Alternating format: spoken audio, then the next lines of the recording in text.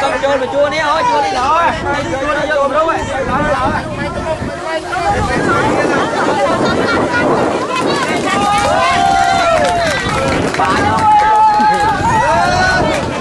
Đi trong đá này.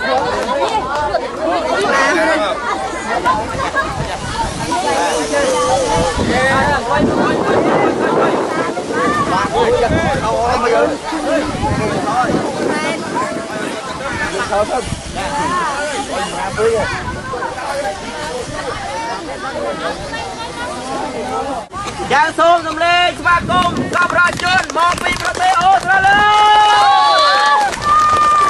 កម្មវិធីរបស់យើងថ្ងៃនេះគឺមានពីរវគ្គ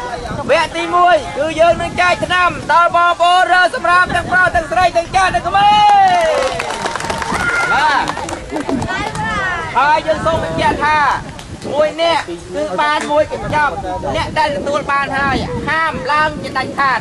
ប្រសិនបើឡើងនឹងមានវិន័យគឺប្រហែលជាជ្រុះខោហើយយ៉ាងកំឡាងណាព្រោះយើងនៅមានកម្មវិធីទៀត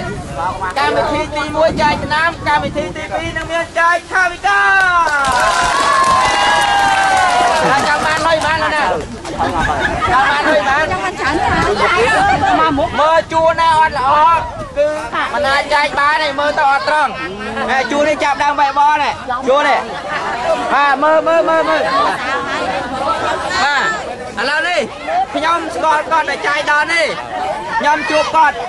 เราសំស្ងាត់សិនសំស្ងាត់ចាំចាំអត់បាននិយាយគ្នាចឹងថ្ងៃនេះគឺយើង